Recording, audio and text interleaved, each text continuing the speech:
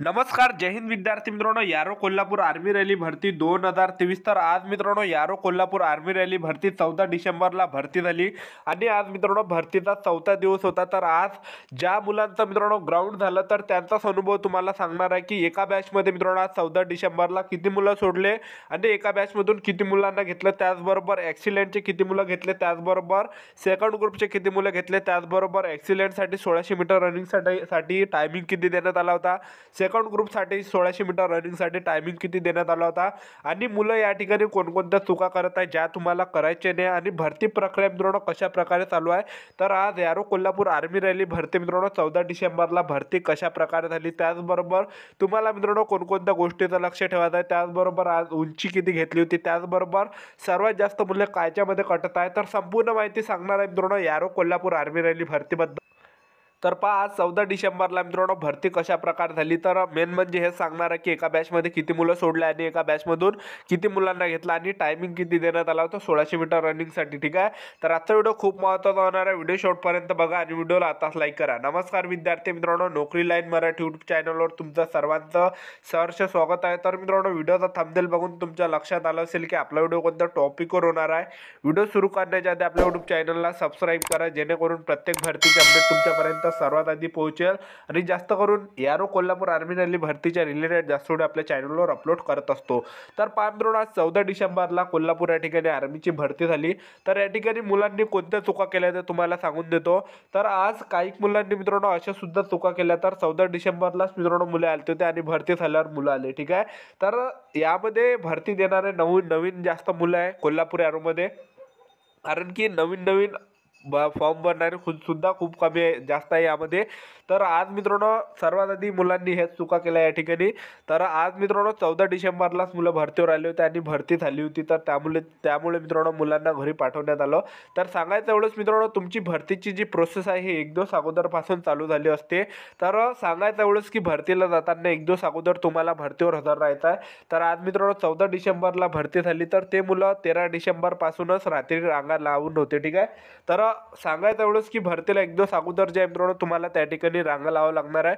तर आज 14 डिसेंबरला कोल्हापूर एअरपोर्टचं ग्राउंड झालं. तर काल मित्रांनो 13 डिसेंबरला रात्री सर्वात आधी मुलं त्या ठिकाणी 8-9 वाजतापासून त्या ठिकाणी रांगेत हजर राहिले होते आणि त्या ठिकाणी सर्वात आधी गेटापाशी मित्रांनो आर्मीवाले 2 डॉक्युमेंट त्या ठिकाणी चेक करत आहे सर्वात आधी.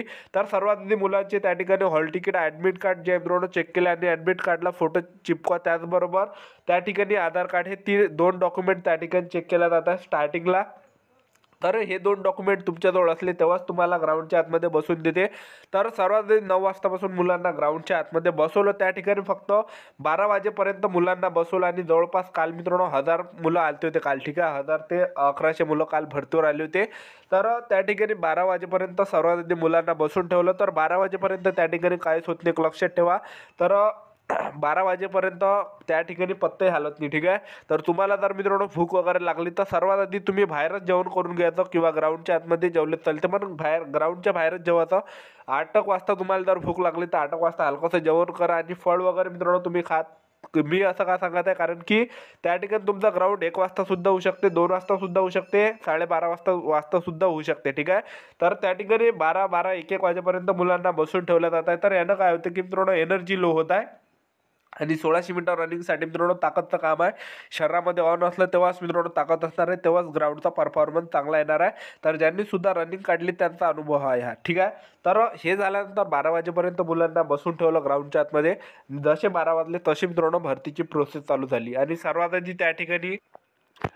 आधी मुलांना टप्प्याटप्प्याने त्या ठिकाणी अंदर घेतलं आणि त्या ठिकाणी सर्वात आधी हॉल तिकीट स्कॅन करत आहे. हॉल तिकीट सगळ्यांच्या स्कॅन होणार आहे. ठीक आहे, तर हॉल तिकीट स्कॅन केल्यानंतर मुलांना आणखीन टप्प्याटप्प्यानं आणखीन ग्राउंडच्या आतमध्ये नेलं आणि ग्राउंडच्या आतमध्ये जे मित्रांनो 100 मुलं त्या ठिकाणी सोडत आहे, म्हणजे 100 मुलं धावण्यासाठी सोडत आहे. तर आणखीन मुलांना जे मित्रांनो 100 मुलांना जो 1600 मीटरचा ट्रॅक आहे, जो 400 मीटरचा ट्रॅक आहे, त्याच्या अंदर 100च्या 3 बॅचा त्या ठिकाणी नेल्या. आणि पहिली जी बॅच होती तर पहिल्या बॅचमध्ये मित्रांनो 100 मुले त्यांनी धावण्यासाठी सोडले. तर धावायच्या अगोदर त्या ठिकाणी लाल झेंडा वगैरे त्या ठिकाणी दाखवत आहे आणि गो म्हणत आहे. तर ट्रॅकवर मित्रांनो तुम्हाला धावताना घाबरायचं नाही, त्या ठिकाणी हिंमत ठेवा, दम ठेवा, स्वतःमध्ये पॉझिटिव्ह ठेवा की मी रनिंग काढणार आहे म्हणून. तर त्या ठिकाणी घाबरू नका, कारण की बरेच मुलं त्या ठिकाणी घाबरत. तर पहा काल मित्रांनो एका बॅचमध्ये 100 मुले रनिंगसाठी धावण्यासाठी सोडले आणि 100 पैकी जे मित्रांनो त्यांनी टोटल जे मित्रांनो या ठिकाणी 43 मुले घेतले. त्यामध्ये जे मित्रांनो ॲक्सिलेंटचे त्यांनी जे 12 मुले घेतले आणि बाकी सेकंड ग्रुपचे घेतले. आणि या ठिकाणी जो सेकंड ग्रुपसाठी जो टायमिंग चालू आहे आणि ॲक्सिलेंटसाठी जो टायमिंग चालू आहे, तर पहा ॲक्सिलेंटसाठी 5 मिनिट 10 सेकंडपर्यंत टायमिंग चालू आहे. 5 मिनिट 20 सेकंडपर्यंत सुद्धा ॲक्सिलेंटचे मुलं घेतल्या जात आहे.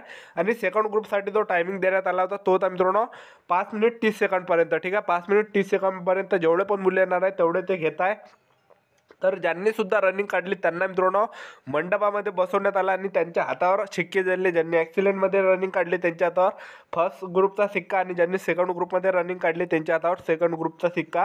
आणि त्याचबरोबर मुलांना त्या ठिकाणी फॉर्म लिहून घेतला मुलांपासून. नॉर्मल फॉर्म आहे, त्याला फोटो वगैरे चिपकावं लागते, तर पाहूनच लिहावं लागते, घाबरायची काही गरज नाही. ठीक आहे, फॉर्म वगैरे लिहिल्यानंतर आणखीन मुलांची त्या ठिकाणी प्रोसेस त्या ठिकाणी झाली. आणि त्या ठिकाणी जे मित्रांनो सर्वात आधी लॉंग जम्प घेतली. हे झाल्यानंतर ज्यांनी रनिंग काढली त्यांची लॉंग जम्प घेतल्यानंतर झिगझॅग घेतलं. झिगझॅग झाल्यानंतर 10 पुलअप्सचा घेतल्या. त्याचबरोबर या ठिकाणी मित्रांनो 10 पुलअप्सला 40 गुण आहे आणि ॲक्सिलेंटमध्ये रनिंग काढली तर 60 गुण आहे. त्याचबरोबर छाती वगैरे मुलांची मोजली त्या ठिकाणी 77 सेंटीमीटर आणि फुगून 5 सेंटीमीटर त्या ठिकाणी लागत आहे. आणि उंची त्या ठिकाणी 168 सेंटीमीटर काल घेतली होती. ठीक आहे, ज्यांची सुद्धा 168 सेंटीमीटरपेक्षा कमी असली त्यांना अपात्र केलं जात आहे, फेल केलं जात आहे. ठीक आहे, त्यांना काटल्या जात आहे. तर काल मित्रांनो बरेच जास्त मुले रनिंगमध्ये कटले आणि त्यापेक्षा सुद्धा मुले जे मित्रांनो उंचीमध्ये कटले. ठीक आहे, आणि उंचीनुसार वजनामध्ये सुद्धा मुलं या ठिकाणी कटत आहे. तर उंचीनुसार वजन मित्रांनो त्या ठिकाणी लागू आहे. BMI नियम त्या ठिकाणी लागू आहे. तर यामध्ये सुद्धा मुलं कटत आहे. ठीक आहे, उंचीनुसार वजनामध्ये. तर हे झाल्यानंतर मुलांना आणखीन टप्प्याटप्प्यानं जे मित्रांनो दुसऱ्या बाजूला बसवलं त्या ठिकाणी. तर सांगायचं एवढंच मित्रांनो, जे पण मुलं गावावरून जात असेल भरतीला तर सोबत ट्रॅकसूट वगैरे नाही, चादर वगैरे नाही आणि जेवणाचा डब्बा नाही. कारण की कुठेही राहण्याची व्यवस्था नाही आणि झोपण्याची व्यवस्था नाही. आणि त्या ठिकाणी तुम्ही रनिंग काढली तर रातभर त्या ठिकाणी तुम्हाला थांबावं लागते, सकाळपर्यंत तुम्हाला थांबावं लागते. ठीक आहे, तर सकाळ मित्रांनो डॉक्युमेंट व्हेरिफिकेशन त्या ठिकाणी होत आहे. तर डॉक्युमेंट व्हेरिफिकेशनला तुम्हाला कागदपत्र कोणकोणते लागणार ते सांगून देतो. तर पहा, तुम्हाला कागदपत्र कॅरेक्टर सर्टिफिकेट त्या ठिकाणी न्यायचं आहे. अनमॅरिड सर्टिफिकेट नाही, त्याचबरोबर नोटरी नाही, वकिलाबाची ॲडव्होकेट पाशी मित्रांनो तुम्हाला नोटरी करायची. ठीक आहे, तर तहसीलमधली नोटरी चालणार नाही. त्याचबरोबर सरपंचाचा रहिवासी दाखला नाही, पोलीस पाटलाचा रहिवासी दाखला नाही, 24 फोटो नाही.